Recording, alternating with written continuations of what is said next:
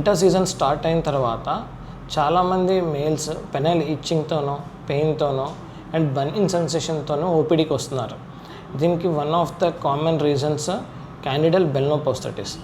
ఈ క్యాండిడల్ బెల్నోపోస్టైటిస్ అనేది allergic contact dermatitis వల్ల రావచ్చు, ఆర్ ఎల్స్ క్యాండిడల్ ఇన్ఫెక్షన్ వల్ల రావచ్చు, బ్యాక్టీరియల్ ఆర్ వైరల్ ఇన్ఫెక్షన్ వల్ల కూడా రావచ్చు.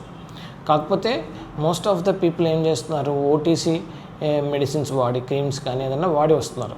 దానివల్ల కండిషన్ అగ్రివేట్ అవటం, ప్రాబ్లమాటిక్ అవటం జరుగుతుంది. వన్స్ పెనైల్ ఇచ్చింగ్ ఉన్నప్పుడు ఇంటర్కోర్స్లో పాల్గొనటం వల్ల ఆర్ మాస్టర్బేషన్ వల్ల కూడా ఈ ప్రాబ్లం అనేది, ఇన్ఫ్లమేషన్ అనేది ఎక్కువయ్యే ఛాన్సెస్ ఉన్నాయి. ఇంకోటి ఏంటంటే ఏదో ఒక ఇన్ఫెక్షన్ వచ్చిందన్న భయంతో చాలామంది రిపీటెడ్ వాషింగ్ కూడా ఎక్కువ చేస్తారు. దీనివల్ల ఉన్న న్యాచురల్ ఏవైతే మనకి మాయిశ్చర్ ఉంటుందో పెనైల్ స్కిన్ మీద అట్లా అది కూడా తక్కువైపోయి ఈ ఇన్ఫ్లమేషన్ అనేది ఇంకా ప్రోగ్రెస్ అయ్యే ఛాన్సెస్ ఉంటాయి. సో వన్స్ ఇలాంటి ప్రాబ్లమ్స్ వస్తే కనుక always visit a dermatologist first. And ఈ రీజన్స్, మనం చెప్పుకున్న రీజన్స్తో పాటు మన హ్యాబిట్స్ కూడా దీన్ని పెంచే ఛాన్సెస్ ఉన్నాయి.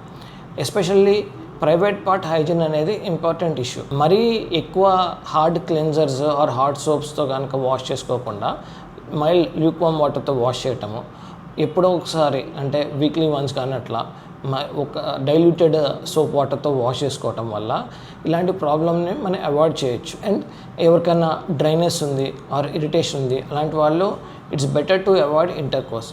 ఒకవేళ ఇంటర్కోర్స్లో పాల్గొనాలన్నా సరే బెటర్ ఏంటంటే కండోమ్స్ వాడటం. దీనివల్ల ఏదైతే ఇన్ఫెక్షన్ ఉందో అది మీ పార్ట్నర్కి ట్రాన్స్ఫర్ కాకుండా ఉంటుంది.